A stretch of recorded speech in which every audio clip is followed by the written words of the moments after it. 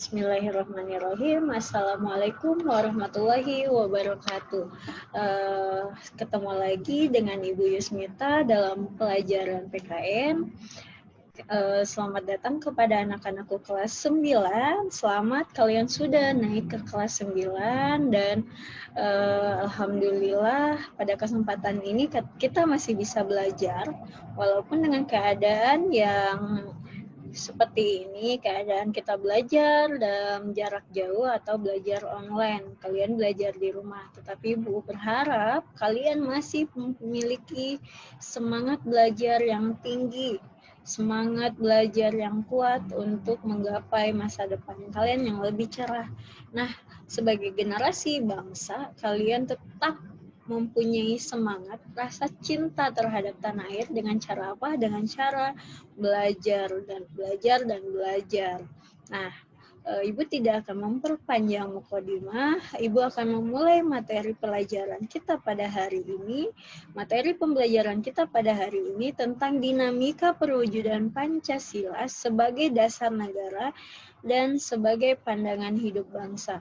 Nah, Ibu akan memberi kalian tayangan video ini, video penjelasan tentang dinamika Pancasila sebagai dasar negara. Dan ini videonya, silakan kalian menyaksikan dengan saksama sehingga kalian bisa menyerap pelajaran pada video ini.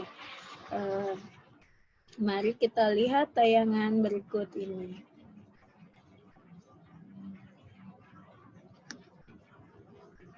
Oke.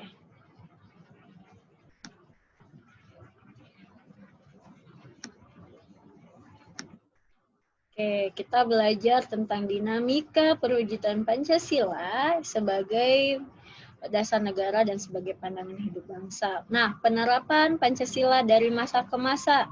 Ini ada dalam sejarah Indonesia, penerapan Pancasila dapat dibagi menjadi 3 masa atau 3 era. Pertama, Orde Lama, yang kedua Orde Baru, yang ketiga ada di masa reformasi. Kita masuk ke masa yang pertama, yaitu Orde Lama. Masa Orde Lama dibagi menjadi 3, yaitu awal kemerdekaan 1945 sampai 1950. Yang kedua, demokrasi liberal dari 1950 sampai 1959. Yang ketiga, demokrasi terpimpin dari 1959 sampai 1956. Nah, kita masuk ke dalam awal kemerdekaan dari 1945 sampai 1950. Awal masa kemerdekaan Indonesia yaitu tahun 1945 sampai 1950. Pancasila mendapat banyak tantangan dari berbagai pihak seperti Belanda, bahkan dari masyarakat Indonesia sendiri.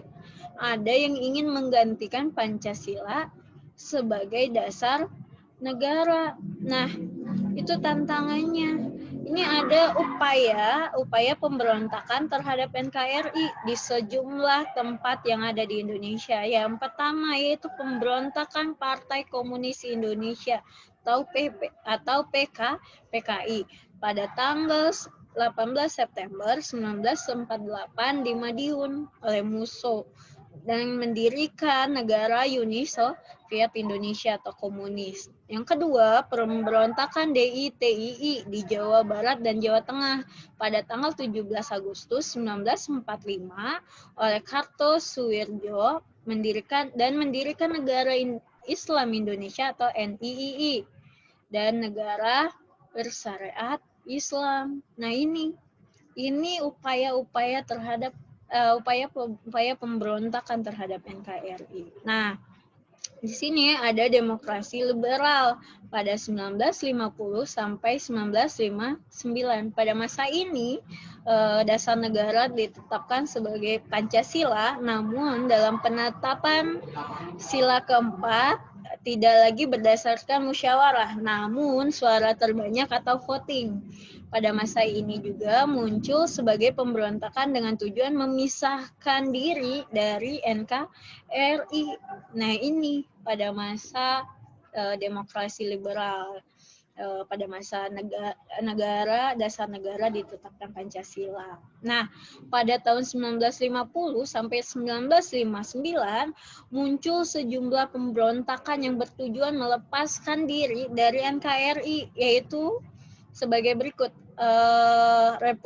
Republik Maluku Selatan atau disingkat dengan RMS, yang kedua pemberontakan PRI, dan yang ketiga. Nah, terlaksananya pemilihan umum pertama Indonesia yaitu pada tanggal 29 September 1955. Terpilih 272 wakil rakyat Indonesia sebagai anggota DPR. Pemilu ini juga berhasil memilih anggota-anggota lembaga konstituante sejumlah 550 orang. Namun, anggota konstituante berhasil pemilu tersebut tidak dapat menyusun undang-undang dasar sehingga Presiden mengeluarkan dekret Presiden tanggal 5 Juli 1959 yang berisi pembubaran konstituante, Undang-Undang Dasar Sementara atau UUD 1950 tidak berlaku, Undang-Undang Dasar 1945 kembali berlaku, dan pembentukan MPRS. Nah, dalam demokrasi terpimpin 1959 sampai 1966, periode ini dikenal dengan demokrasi terpimpin. Pada masa ini, demokrasi dianggap tidak berada pada kekuasaan rakyat, namun kepada kekuasaan pemerintah. Nah, periode ini terdapat banyak penyimpangan Pancasila dan konstituante. Yang pertama, diangkatnya Ir Soekarno menjadi presiden seumur hidup.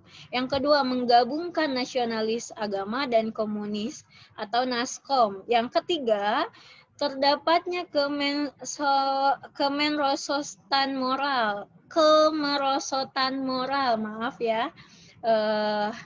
Nah, ini terjadi peristiwa pemberontakan PKI atau dikenal dengan G30S PKI pada tanggal 30 September 1965. PKI dipimpin oleh DN Aidit berusaha merebut kekuasaan disertai pembunuhan 6 perwira tinggi dan seorang ajudan jenderal yang namanya H. Ahmad Nasution. Nah, ini pemberontakan ini sangat viral dan sangat terkenal, pemberontakan G30 SPKI yang melibatkan atau yang membunuh 6 perwira tertinggi. Nah, masuk pada masa Orde Baru pada tahun 1966 hingga 1998 disebut sebagai masa Orde Baru, diharapkan dapat melaksanakan Pancasila dan Undang-Undang Dasar 1945. Pada awalnya Orde Baru diberikan secercah harapan bagi rakyat Indonesia pada masa ini. Diharapkan adanya perubahan-perubahan politik. Namun kenyataan Orde Lama dan Orde Baru sama saja dalam arti otoriter, tetap kekuasaan pada pemerintahan. Pada masa itu tidak ada perbedaan antara masa Orde Baru atau masa Orde Lama. Nah, termasuk pada masa sekarang, yaitu pada masa reformasi. Pada masa ini, Pancasila juga mendapat banyak tantangan. Tantangan tersebut adalah kondisi masyarakat yang diwarnai kehidupan yang serba bebas, muncul benih-benih perpecahan dan perkembangan dunia. Era reformasi itu sampai sekarang ya. Pada masa sekarang itu masyarakat sangat diwarnai dengan kehidupan yang serba bebas dan mulai muncul benih-benih perpecahan dan perkembangan dunia yang sangat-sangat cepat. Oke. Ini pada masa reformasi. Nah, sampai di sini Ibu hanya menjelaskan sampai di sini. Ada pertanyaan, silahkan kalian nanti bertanya di dalam grup PPJ. Silakan kalian bertanya. Apa yang belum kalian paham dari materi ini, Ibu akan jelaskan kepada kalian tentang materi yang kita pelajari saat ini. Nah, untuk materi hari ini Ibu cukup sampai di sini saja. Minggu depan kita sambung lagi dengan materi selanjutnya. Ibu harap kalian menyimak video ini dengan seksama sehingga kalian memahami materi yang sudah Ibu paparkan. Nah, cukup sekian pelajaran pada hari ini. Kurang dan lebihnya Ibu mohon minta maaf. Akhirul kalam, wabillahi taufiq walhidayah. Wassalamualaikum warahmatullahi wabarakatuh.